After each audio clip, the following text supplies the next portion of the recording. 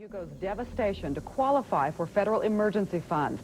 There's concern in Puerto Rico that water shortages and plumbing failures will lead to an outbreak of cholera. And President Bush has authorized the use of Defense Department personnel and supplies for unprecedented relief efforts. The Red Cross says 3/4 of Puerto Rico is without electricity and more than half the island is without water.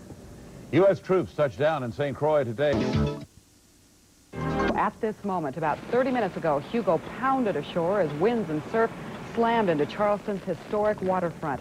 Hugo's winds have revved up to nearly 135 miles an hour, but the biggest threat is from the potentially deadly storm surge, a wall of seawater as high as 20 feet. The Caribbean is still struggling to cope with the devastation wreaked by Hugo this week. President Bush has declared Puerto Rico a disaster area. Electricity and water is out across much of the island, and 23,000 victims are living in shelters. U.S. Marshals are patrolling St. Croix, trying to help restore the rule of law. Officials say U.S. forces found chaos and anarchy as they arrived on the island, where Hugo touched off a frenzy of looting this week. Richard Mason is the fire chief in St. John, South Carolina. That is just to the south of Charleston. Chief, can you hear me? Hello, Chief Mason? I think we've got a problem here with Chief Mason. Can you hear me, Chief Mason? Richard Mason, the fire chief, St. John, South Carolina. Sir. Hello? We're having a real difficult time with this connection. Chief Mason? Sir. Can you describe the scene there? We've talked about with our people about the eye of the storm going over Charleston, the conditions where you are? The conditions on Johns Island right now have had some substantial damage to some of the public schools that move a number of people to different things. We understand that the city of Charleston has sustained a great deal of structural damage at this time. At this time, all of our fire stations seem to be intact. We do not have anybody at Kiowa at Seabrook at this time. Are you near the Kiowa Island area, the resort island of Kiowa? We're approximately 15 minutes away from them. And have you had any reports from out in that kind of an area? That's more or less, I guess you would consider a barrier island. How are they faring? Well, as far as we know, they're 100% evacuated out there. We don't have any firemen out there at this time. So no idea on what kind of damage would be reported there? No, sir. Okay, and you are then at this point, I suspect then, if the eye is passing over Charleston, are you still in the heavy winds? Yes, sir. I would guess that they're probably gusting up to 80 to 100 miles an hour. Okay, and your feelings about this thing? Have you ever lived through anything like it? Yes, I have. And that was what, Hazel? No, I used to live right outside of Galveston when Gabrielle hit in 1983. How does it compare? It's hard to tell at this time. We're inside and everything is real snug, and we were a lot closer to the ocean when I was in Gabrielle. I guess you don't get used to a thing like this, though, do you? No, you don't. Okay. Richard Mason is the fire chief, St. John, South Carolina, which is, as we say, just to the south of Charleston. Donna? All right, once again, let's go ahead and check in with Karen McGinnis for the latest on Hurricane Hugo. Karen? Well, Hugo has moved on shore, as we've heard, at Charleston, South Carolina, more specifically at Fort Moultrie, South Carolina. If you're wondering where that is, Charleston sits on a peninsula, and just across the bridge there in Charleston are the barrier islands of Sullivan's Island and the Isle of Palms. And on Sullivan's Island, there is Fort Moultrie, an old fort. Winds are 135 miles per hour. And we are looking at the coordinates here. We're still monitoring the eye of that storm, 32.7 degrees north, 79.9 degrees west. It continues to move in its northwesterly trek, just about 22 miles an hour. We had a peak wind gust reported at the National Weather Service Center in Charleston of 85 miles per hour. And in through some of those coastal areas with the astronomical high tide, which will be occurring probably in about an hour to an hour and a half, you could see a storm surge of as much as 20 feet. And you could also see 15 inches of rainfall from Hurricane Hugo, with its winds at 135 miles an hour. Earlier in the evening, I spoke with Dick Cheneau. He's the chief meteorologist at the National Weather Service Center there in Charleston. He was saying that as we spoke, the roof was rattling overhead. I have plenty of relatives who live in the Charleston area. We spoke with my sister earlier. She said you can hear things go bump in the dark. And the winds, she estimated and heard over the radio that they were just about 80 miles an hour.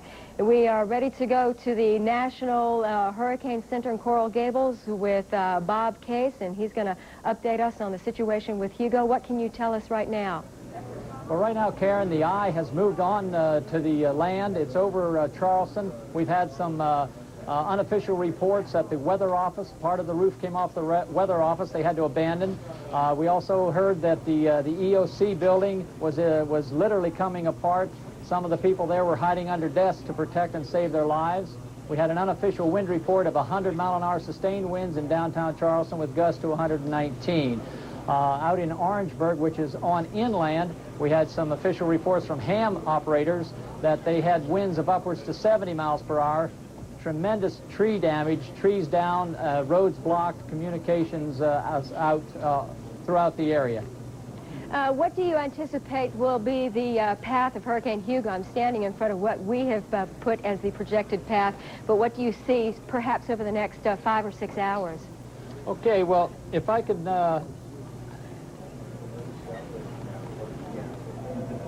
Okay, this gives you a little better idea. We're expecting the hurricane to continue inland, back in close to the eastern slopes of the Appalachians, making a right turn, and in 24 hours be up in the southern West Virginia, southwestern Virginia. And then the following 48 hours continue on up through the mid-Atlantic states through New England. What about some of those tidal basins in through Virginia and throughout the mid-Atlantic and southern New England? Is that something they have to worry about as well? Well, as with everything, there's good news, there's bad news. With the hurricane, indeed, if it does go farther inland, it'll lose its intensity, it'll lose its strength, much more so than if it had recurved and stayed close to the water where it could have maintained some of its strength.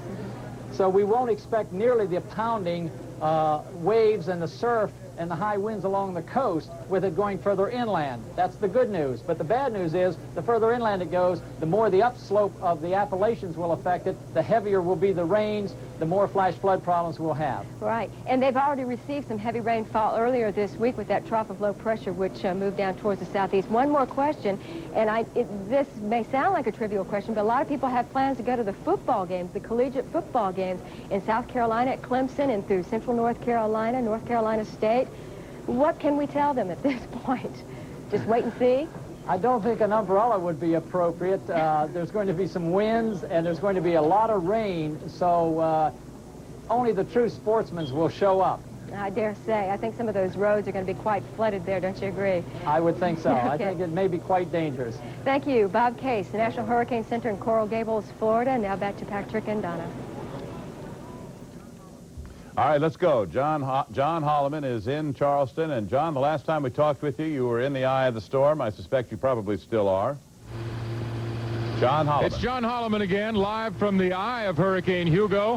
What I can show you now, you can probably see the rain is beginning again as the lower edge of the storm begins to come to where I am. A few minutes ago, before the eye came to our location, the rain was blowing this way. And now that it's blowing this way, we know we're on the other side of the storm. And the strongest winds, actually the wind is picking up so dramatically while we are standing here talking, it is really remarkable. What I'm going to attempt to do is let you just see some of the effects of the wind as the storm came through here a little while ago. I'm going to walk this way and show you some of the pine tree limbs that were here earlier. You can see a giant cherry picker truck that's over here. You can see a metal structure that has come down over the fence here. These huge pine trees, several of them have already come down. And there are cars damaged out here. There are various pieces of equipment that have been damaged by falling trees here. We are told in the area of downtown Charleston, South Carolina, the old town, the city that you see in the postcards from Charleston, it's under a foot of water right now, and the water continues to rise as the storm surge from the eye of Hugo's effects are still felt. High tide here is actually expected in about 20 minutes from right now. The high tide would bring the water up 5 feet. The storm surge expected to bring the water up another 12 to perhaps 15 feet. So the water in downtown Charleston will eventually be well above the breakwater that we showed you pictures of several hours ago this evening. The winds, as I guess you can see, are continuing to pick up. You can see more of these pine tree branches now, perhaps wave in the winds. Hurricane forecasters always tell you that the winds on the leading edge of the storm are stronger than those on the trailing edge. And for those of us who are out here in this with you right now, we certainly hope that is true. We discovered after we went inside the emergency management building and the roof began to ripple that there were some serious bad effects there, and sections of the roof are gone. As we walked over to another shelter building, we discovered that sections of the roof of that shelter building had also come down. So there are huge pieces of corrugated steel all over the ground in this area, and the high winds continue to come. They're blowing at us now, and we're not sure really how long we'll be able to stay here with you, but we'll not do anything to put ourselves in any jeopardy, and we'll let you see the pictures of the wind blowing through these trees. Other information that I can share with you from officials who have stayed in touch with the downtown Charleston area: Hugo did just about what was predicted a half hour ago it would do, although it got here earlier than they had anticipated. It came right down the center of Charleston Harbor. That storm surge then caused the water to lift up out of the harbor and get into the downtown Charleston area. There's very little way for us to communicate, for the people in Charleston to communicate with the outside world. We've had trouble getting out on a telephone, and many of the regular long-distance lines are out. The fact that we can use our satellite transmitter here is one of the very few ways to communicate from Charleston to the outside world. In fact, this may be the only link to the outside world right now. As the trailing edge of the storm continues to blow here around us, about the best thing I can do for you as a viewer is to let you look at this rain as it blows in my face. I would say to you, having covered several hurricanes for CNN in the past, Hurricane David some years ago, that the wind right now is blowing probably 65 to 80 miles an hour. It's blowing so hard now, I think it's probably better for me and our CNN crew to get in out of the wind. We'll talk to you later as soon as we can reestablish our contact. John Holloman, CNN Live, Charleston, South Carolina. And, you know, John Holloman was talking about communication and how the weather has affected that, and some things that the folks might find interesting. We have usually been able to talk to our correspondents when they're out in the field doing live reports for us, but with the weather, we have lost things like IFBs, they call them, and so the director goes ahead and cues them. Usually he can hear us, and in fact, we have earpieces, perhaps you can see, that we plug into our ears, that we can hear the control room and the director is talking to us, and we can go ahead and talk to our correspondents, but we've lost quite a bit of that, and as we've told you before, they're on cellular phones, and we try to keep the communication up as best we can.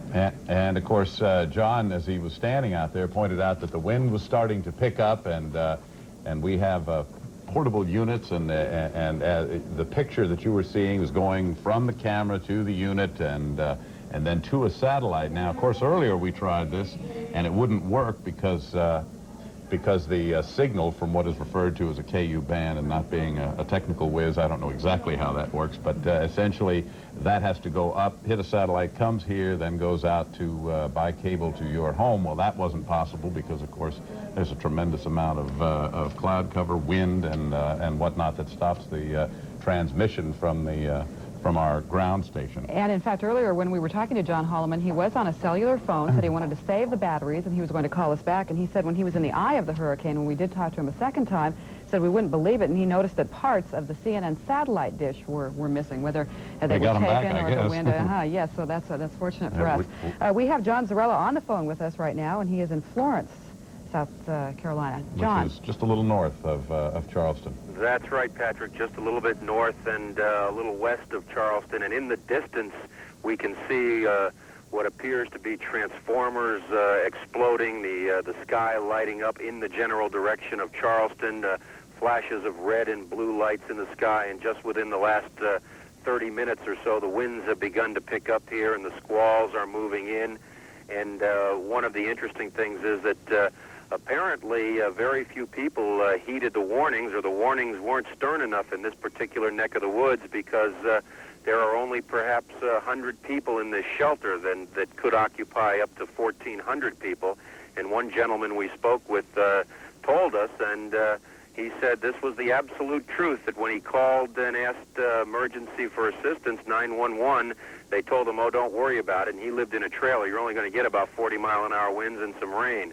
Well, fortunately, he heard on a television report something a little bit different and decided to come to the shelter, and he's certainly glad he did tonight. We can hear the wind beginning to ripple through the over the roof of the shelter here, which is Wilson High School. And so we are expecting that the eye might be passing over us within 2 or 3 hours, I would suppose, considering the distance of about 60 or 70-odd miles from Charleston. But as I said, the wind is picking up, and I heard you talking about K-band trucks, the satellite trucks, and we were going to try and bring you a live report with real pictures of me standing out there in the wind and rain, but the truck was rocking so badly when we put up our satellite dish, our antenna, to try and get that picture into you, that we had to bring it down for fear that the whole truck would blow over. And it doesn't take hurricane force winds to do that, and we have not received those kinds of winds yet here, Patrick, but we expect that we will get at least near those hurricane force winds as the eye wall moves closer to us. Patrick? John, well, indeed, as you say, the storm as it moves in, as Karen has pointed out, and we have heard from prognosticators in Coral Gables and elsewhere, as that storm is moving inland and does indeed possibly come over Florence or brush by Florence, it'll be moving in. And you can see then by 8 o'clock in the morning on Friday, roughly, what do we have, about 7 hours from now, it'll be just about crossing from South Carolina into North Carolina, several hundred miles then north of Florence, and it'll still be a very, very strong storm at that point. In fact, if I recall correctly from Karen's information, it may well still be packing hurricane strength winds of 75 miles an hour. You might wonder exactly what a hurricane is and how it develops out over the ocean and what happens to it then as it comes inland. In our Science and Technology report tonight, CNN's Al Hinman takes a look indeed at the inner workings of a hurricane, Hurricane Hugo in this particular case, shows us how the storm stacks up against other big hurricanes that have been hitting the United States. This is Hurricane Hugo ripping its way across Puerto Rico. High winds and heavy rains, roofs torn from buildings, trees uprooted. Hurricanes are ranked on a 1 to 5 disaster potential scale. Hugo was a Category 4 storm as it tore across islands from Guadeloupe to Puerto Rico. It then dropped to a Category 2 or moderate hurricane. But it has picked up speed, and its potential for damage now has it back as a Category 4, capable of extreme damage and storm surges of 13 to 18 feet. A Category 5 hurricane capable of catastrophic damage has winds of 156 miles an hour or more and a storm surge of more than 18 feet. Hurricane Camille was the last Category 5 hurricane to hit the U.S. Camille slammed into the Mississippi and Louisiana coast in mid-August 1969 with winds close to 200 miles an hour. Before Camille's fury was tempered, more than 250 people were killed and damage totaled more than $3.5 billion. This is Hurricane Hugo plowing towards the southeast coast of the U.S. Winds swirl around the eye, the calm area in the center. Storm clouds called wall clouds surround the eye. A hurricane's strongest winds and heaviest rain occur within its wall clouds. Hurricanes are areas of low pressure that form over tropical waters. They literally feed on the warm waters. Winds blow counterclockwise, moving the funnel-like eye in a usually westerly direction. The storms usually become larger and stronger as they move erratically through the warm tropical waters. Hugo, however, has maintained a pretty constant intensity and direction as it churned across the Caribbean. Traveling into the eye of a hurricane aboard a reconnaissance plane dramatically captures the intensity of the wall or storm clouds and the sudden calm of the eye. A hurricane's high winds and heavy rains combine with the force of the sea to produce the surge, which can often bring some of the worst damage and account for 9 out of 10 hurricane deaths.